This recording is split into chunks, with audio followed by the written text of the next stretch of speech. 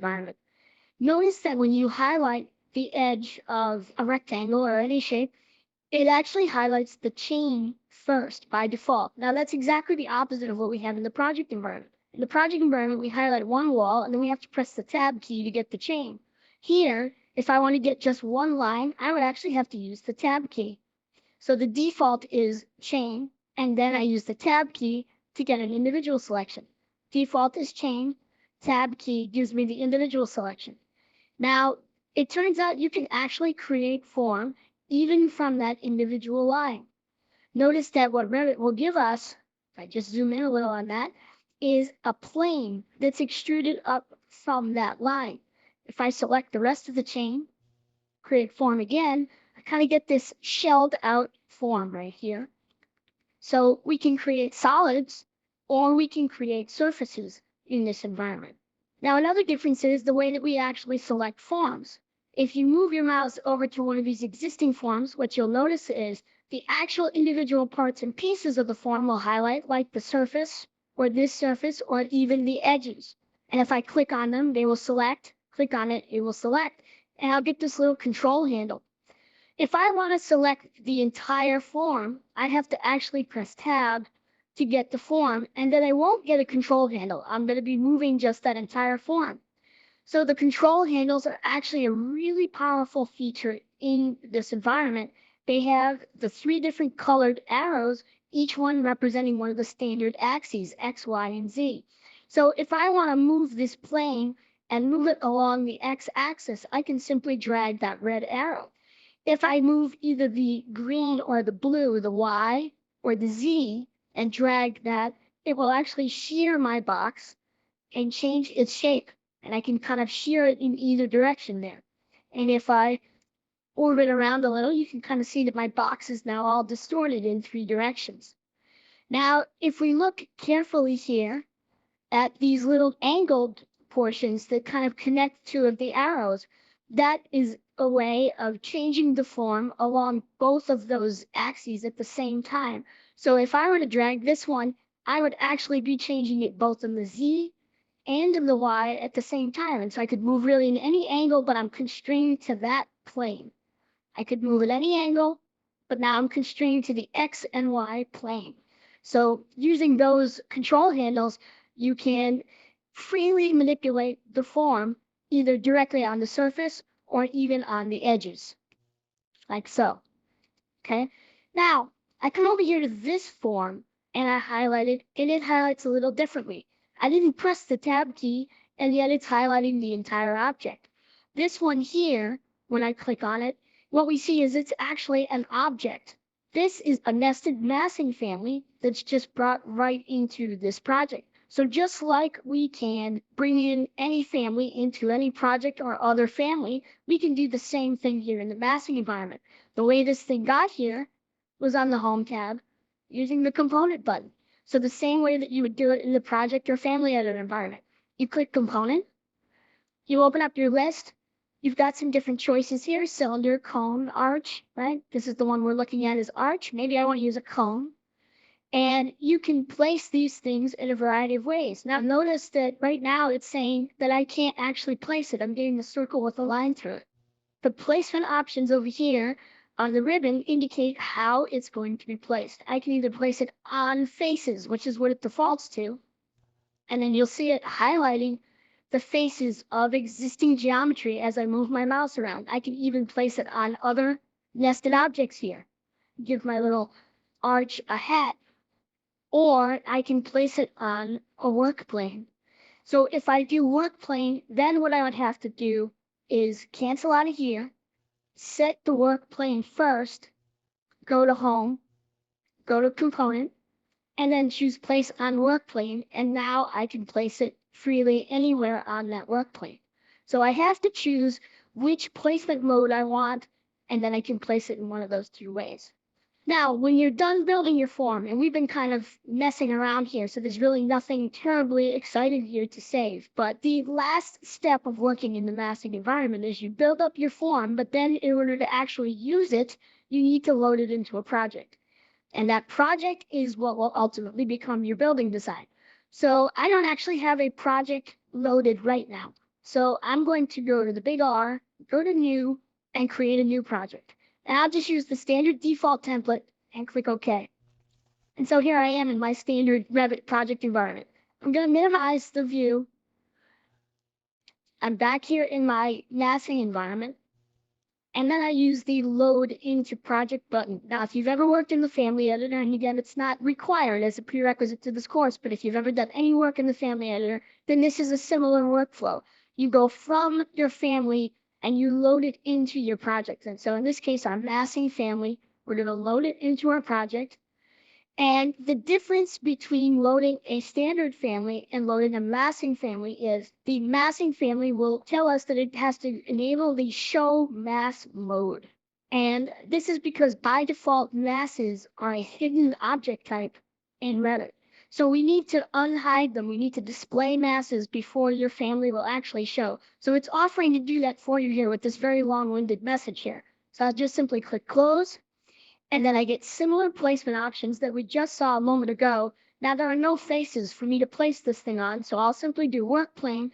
In this case, the work plane will be level 1, and you can see that I can place my mass somewhere on screen.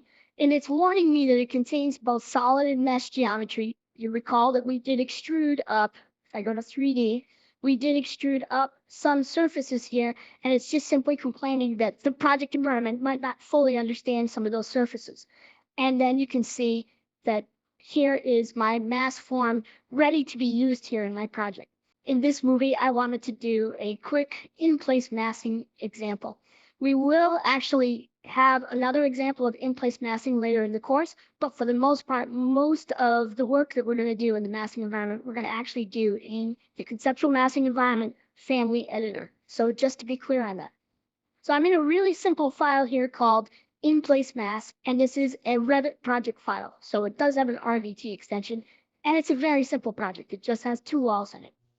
The first thing is, again, if you watched the previous movie, you remember at the end of the movie, when we loaded the mass into the project, we had to actually enable show mass mode. Now, Revit offered to do that for us when we loaded the massing in automatically. Here, if we want to create a massing family, we need to come over to the Massing and Site tab, and we need to tell Revit that we want to see the masses. We need to show mass ourselves. We're going to use this button here to do that. And when I click that, it turns on that mode. Now, nothing actually happens on screen because we haven't built any masses yet. But when we do, they will actually appear. If you try to create masses without show mass on, you'll get that message again where Revit will say, hey, you might want to turn on the show mass mode because it's not displayed right now. Right next to that button, we have the in-place mass button.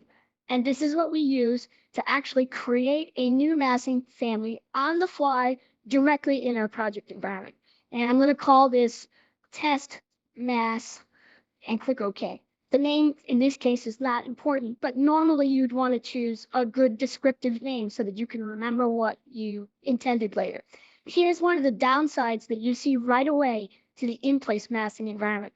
Unlike the massing family editor, we do not see the level. We do not see the reference planes showing on screen in 3D. If you wanted to see levels, because you're in the project environment, you'd have to go to an elevation view, and then your levels would appear. Or if you want to see reference planes or any other kind of work plane, you'd have to go to a floor plan view. And then you'll see that the ribbon tab is similar to the massing environment, and therefore the reference plane button is actually kind of stashed away right here, not where you'd normally find it in the project environment. So you do have to realize that some parts of the in-place environment do match the massing mode and some match the project mode. So here's a reference plane, for example. But if I go back to 3D view, notice it does not display. So there are some trade-offs when you go into the in-place mode versus the actual massing environment mode. Now, I do have the set work plane buttons. I do have all the same sketch tools. I do create form the same way. So I want to make sure that my active work plane is the level. And you can see that I can turn on the show mode, zoom out a little bit, and my floor plan level is actually my current work plane. And I'll zoom back in. And then let's say that I wanted to build some sort of mass form and use these walls here in the background to help me do that. So I can use this pick lines option. And this is really the biggest advantage of doing in place is that I could say, well, give me a line here and give me another line here.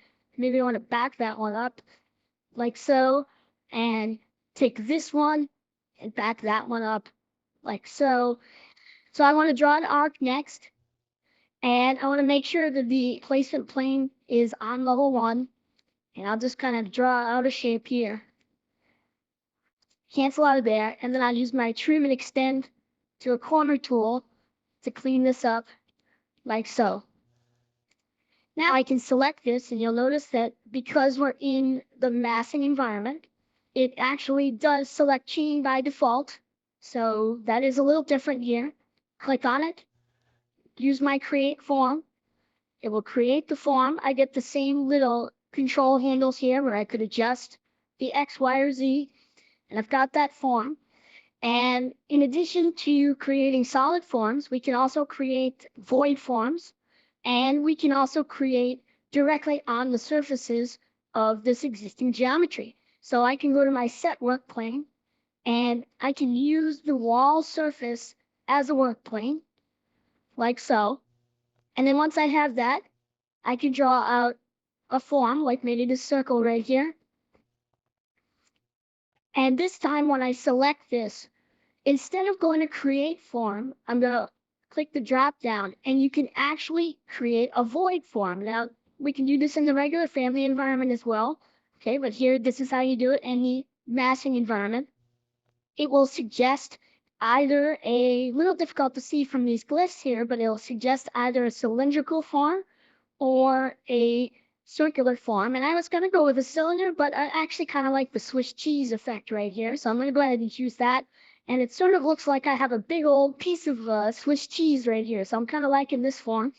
And I'm going to go ahead and finish it up there. Now, when you're done, you click the Finish Mass button. Okay, and that completes your work in that in-place massing mode. And then you can see that you've got this final mass form. While you look at similar behavior and features from both massing families and in-place masses, the majority of the lessons we will explore in this course will focus on massing families in the conceptual massing environment. We will not be building anything particular, but rather we're going to learn the concepts required and the techniques required to create many common forms. I'm going to start with some of the forms that you can create in the standard family environment, like extrudes, blends, or sweeps. Now, you may recall, if you've watched some of the previous movies, that we have a single create form button. So how does it know whether you wanted to do an extrude, or whether you want to do a revolve, or whether you want to do a blend? Well, it largely guesses based on the objects that you draw, the shapes you draw, and how you select them. So I'm in a file called create forms, and it has several shapes in here already to get us started. So that will help us speed things along. From previous movies, you may recall that what's required to create form in the massing environment is you set your work plane, you draw your sketch, and then you create form. I've already got several sketches here. They're already established, most of them, to this work plane. So I'm just going to simply select the form that I want to create, and then come over here and click create form. And at its most basic, it will guess what the appropriate form is and simply create it. Now, in that case, we just had a basic rectangle, and there was really only one thing that it could do with that. It could extrude it. Now, if I came over here, did the same thing with this form, it'll just simply extrude it again. But what would happen here if I selected two forms stacked on top of one another? Now, if I just kind of take a quick look at this, orbit it around, what you see is those things are stacked relative to one another in height. One of them is associated with this plane, the other one is associated with this plane. If I did create form there, I get essentially the equivalent of a blend.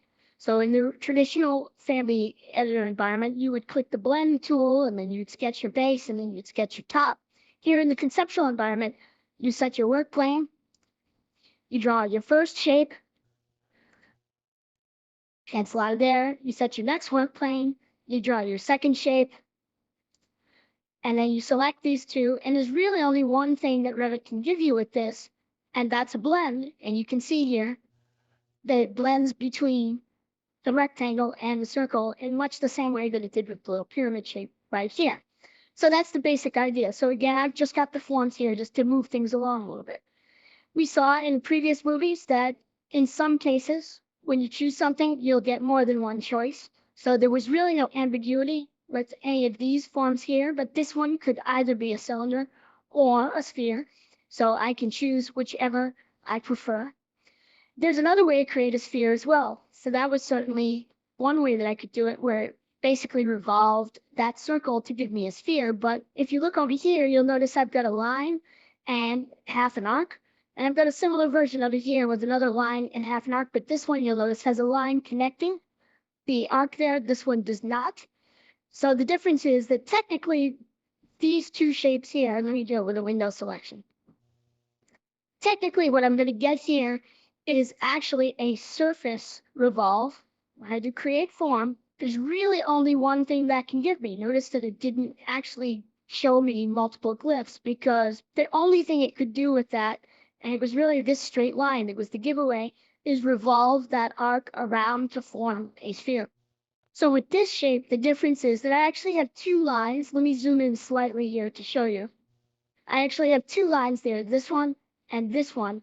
And so really, if we select just this portion right here, if I were to just go right to create form with only that, it would actually extrude that because it would assume that that's what we had in mind. If I undo that with Control Z and I select everything including this line here, then it makes my intent a little bit more obvious and I end up with a revolve again. So you'll notice that the same basic shape, by introducing this additional line that becomes an axis line, there's really only one thing that Revit can properly assume to do with that, and that's to turn it into a revolve. So sometimes, when answering that first basic question, how does it know what shape to create? Sometimes you have to kind of help it along by introducing an additional bit of line work to kind of get what you intend in mind.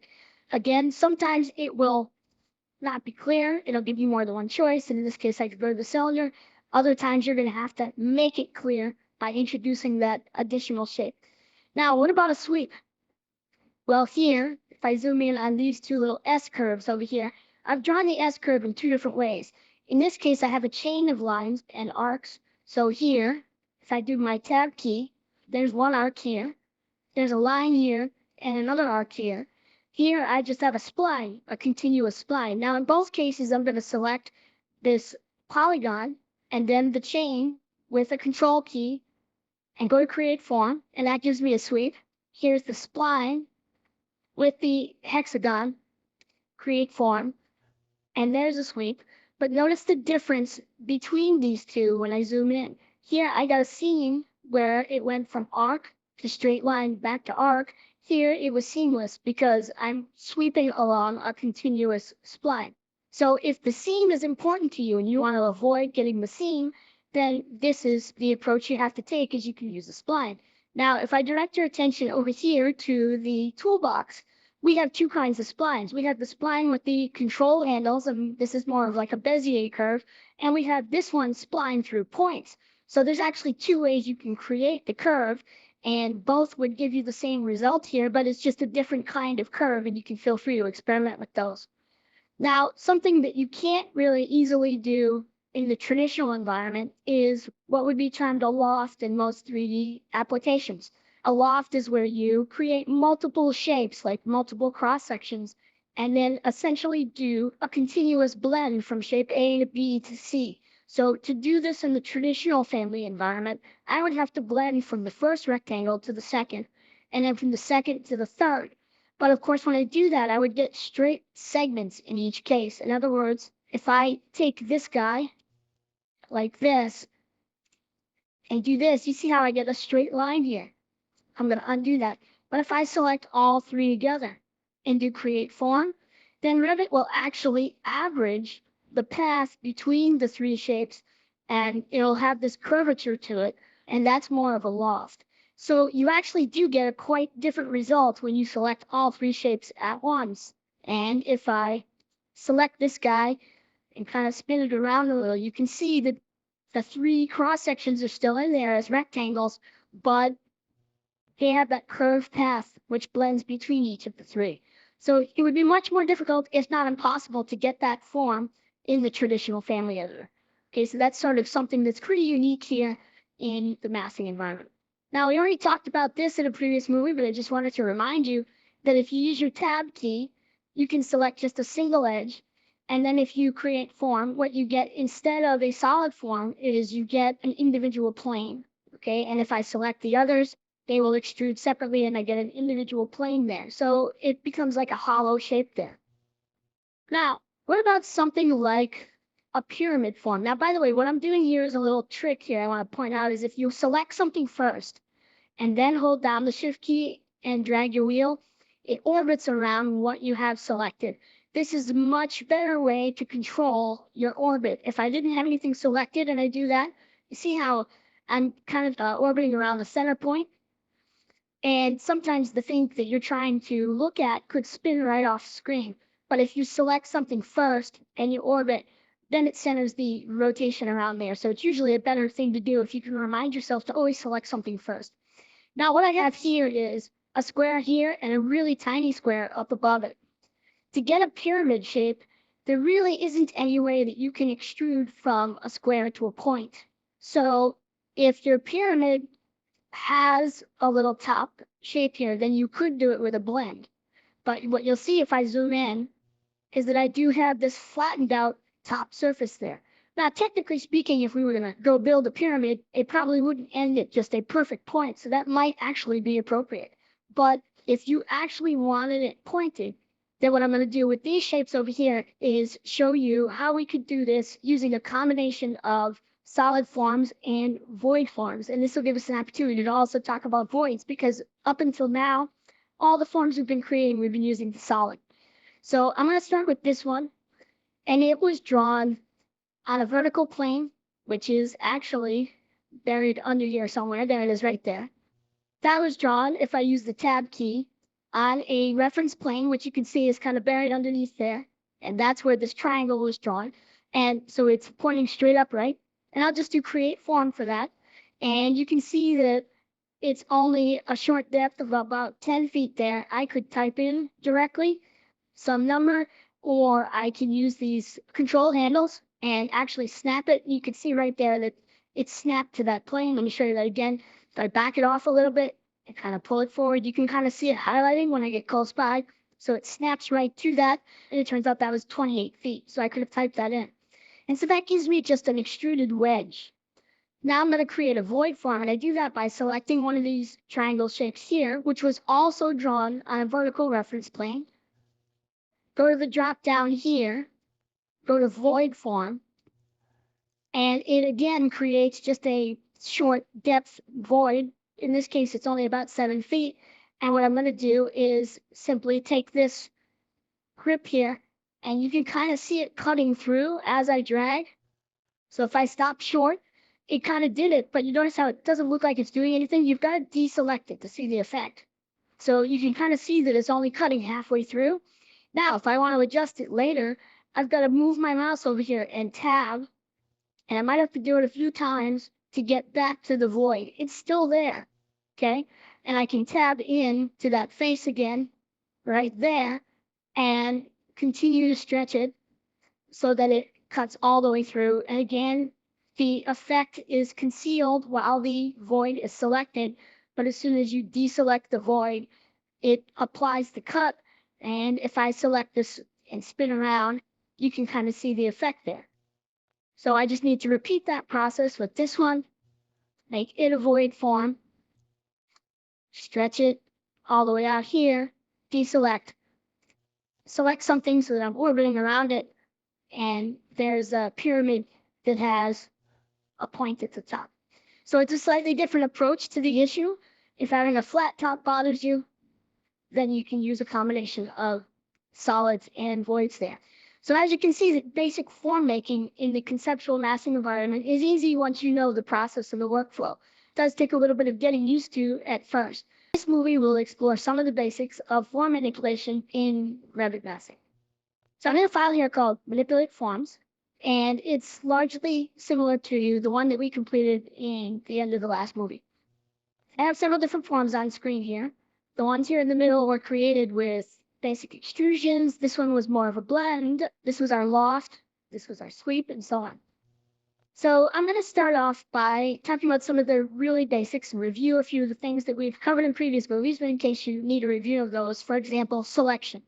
So as you move your mouse around, remember that if the form already exists, Revit will initially default to selecting individual parts and pieces of the form. So I can select the surface of that form or the edge of that form or even the point associated with the corner there. I'm going to zoom in a little bit and get into that in a little bit more detail here. So there's the surface, and we talked in a previous movie about this little gizmo, which allows us to push and pull the edges. I'm going to undo that. Same thing here. I could change the height by pushing and pulling in the Z direction. I'm going to undo that. I can do the same thing with the surface or with the edge. Now, what you'll notice is a little different on this one that's at an angle than this one.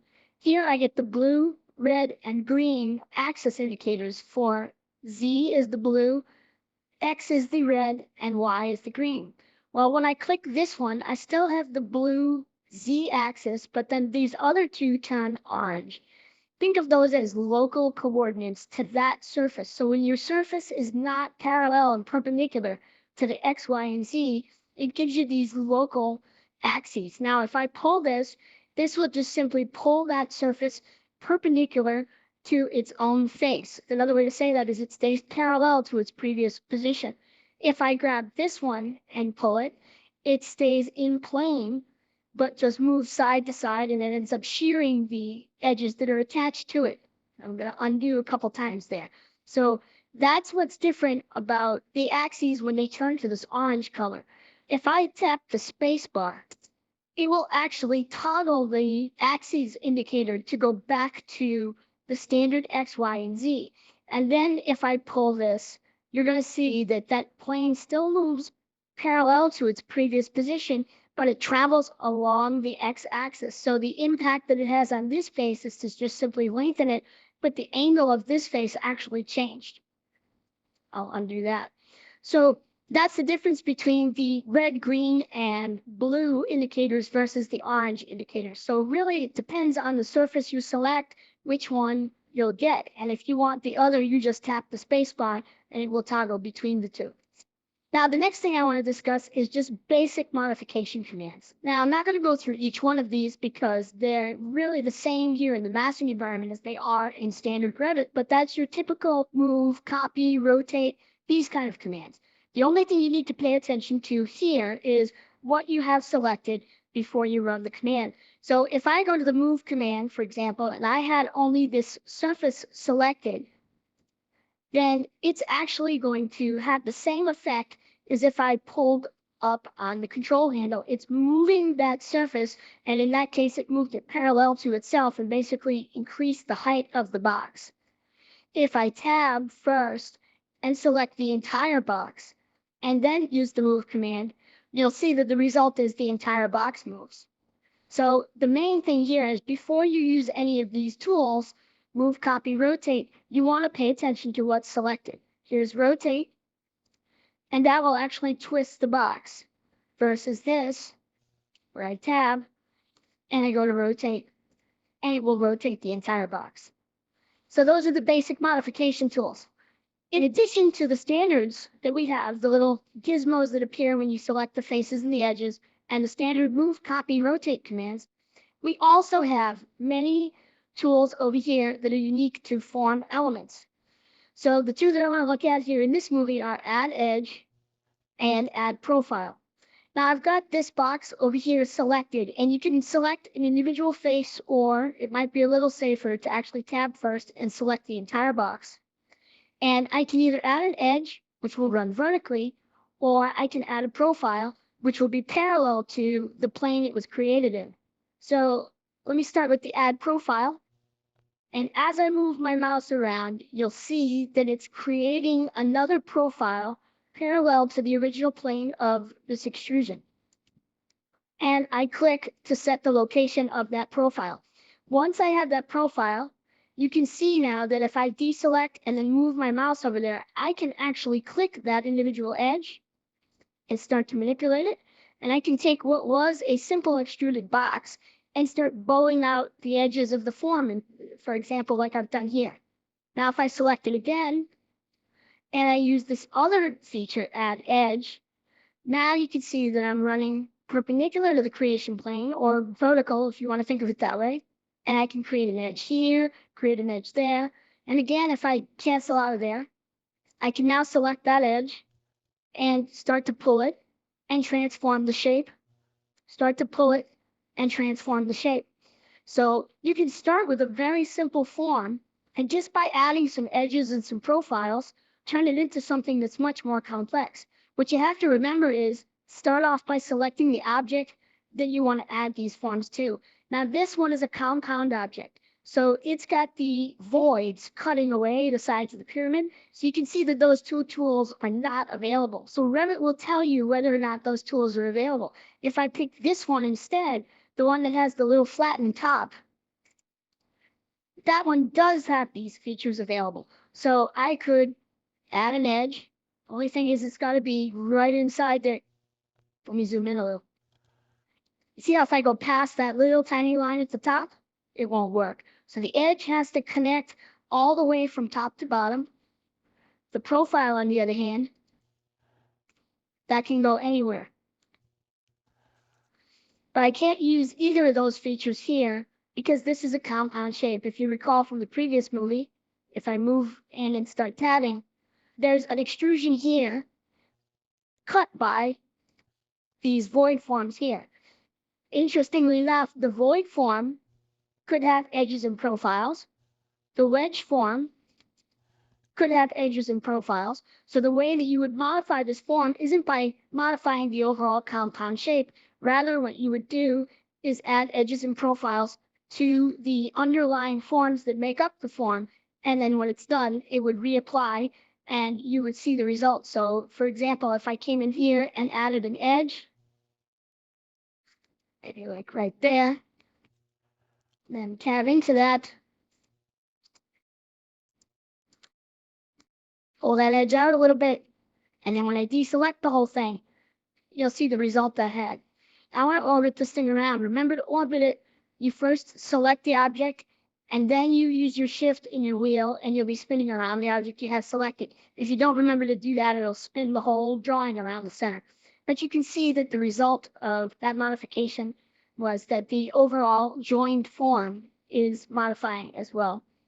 So being able to quickly edit the form as the design needs change is critical in a fast-paced design environment. The conceptual modeling environment offers many tools and techniques to modify forms and to modify them efficiently.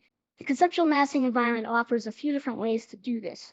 A simple approach is you can edit one of the profiles directly. You can do this with the Edit Profile and/or the X-ray tool. The Dissolve tool can also be used if you wish to completely dissolve the form and return to the original curves that were used to create it.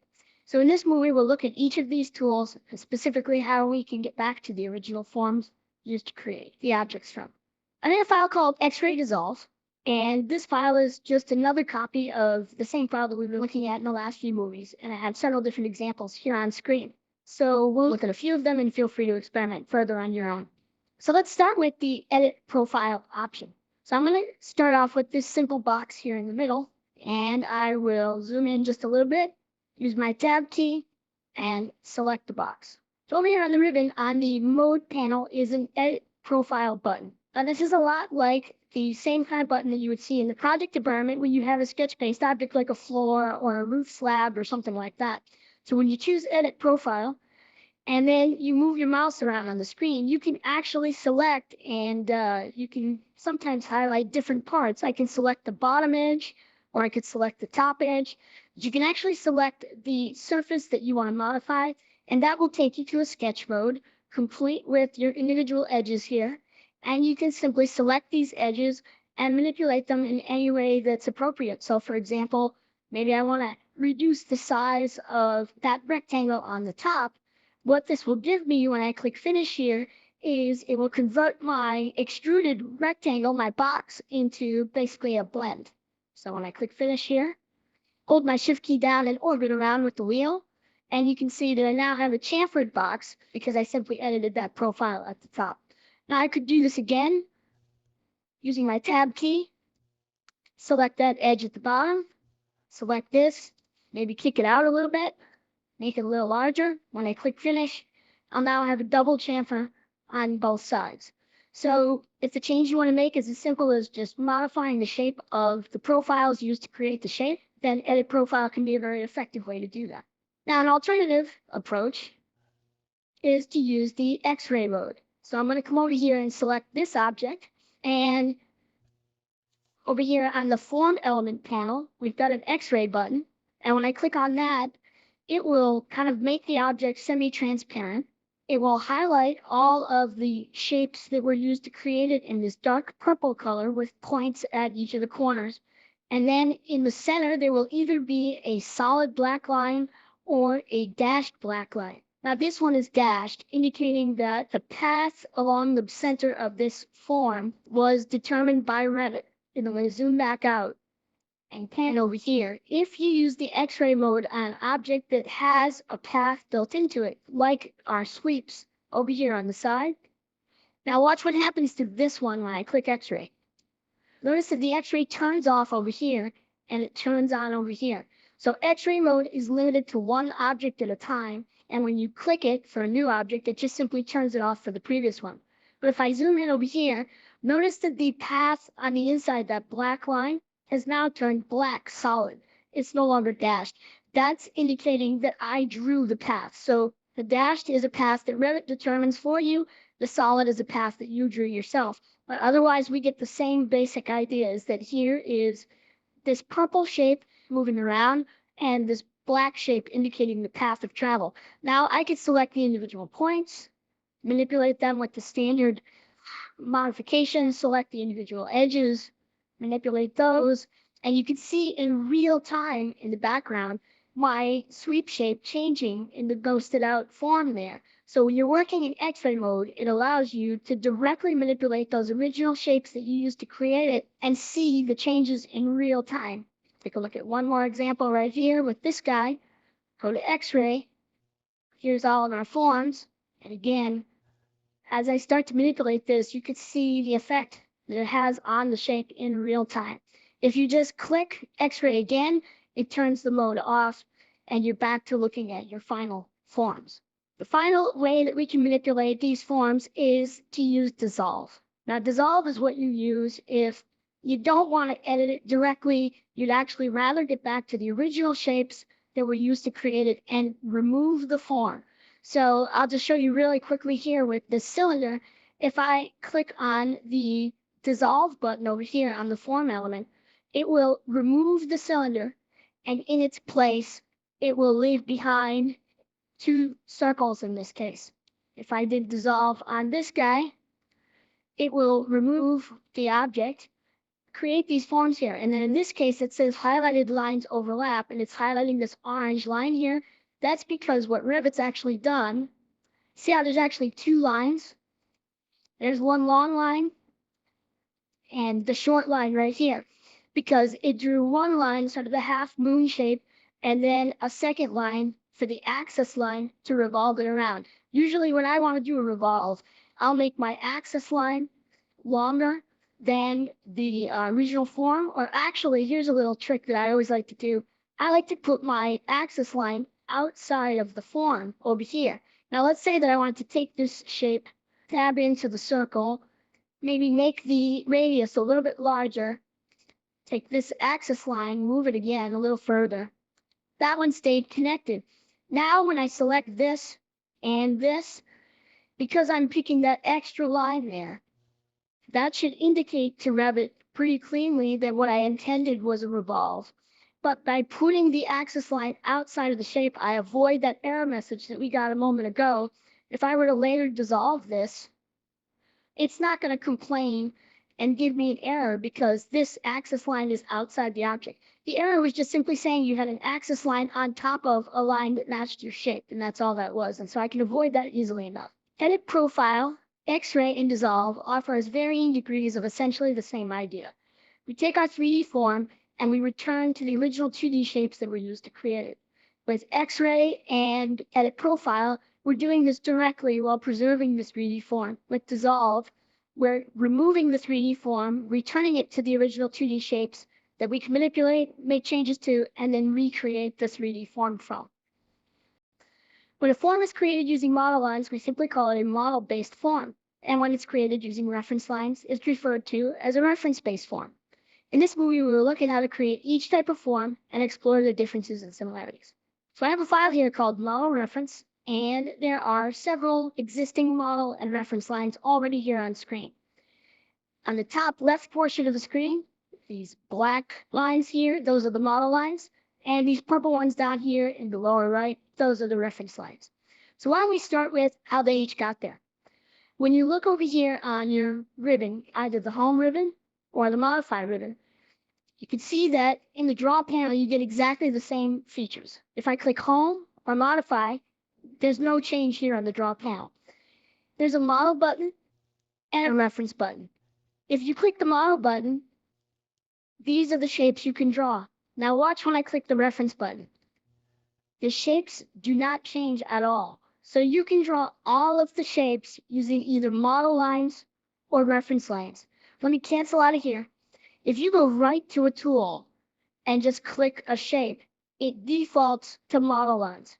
And right there you can see this work plane is active. So let me cancel that. Set the level 1 level active first, and then go back to that. And if I draw, I'm going to get a model line. You see it's in that black color. If I go to reference line first and then click rectangle, now I'll be drawing a reference line. So that's important because a lot of times we'll jump right to the shape that we want and we won't pay attention to whether it's model or reference, and we'll end up getting maybe the wrong one. There is, however, a way to switch from one to the other if you accidentally do the wrong one.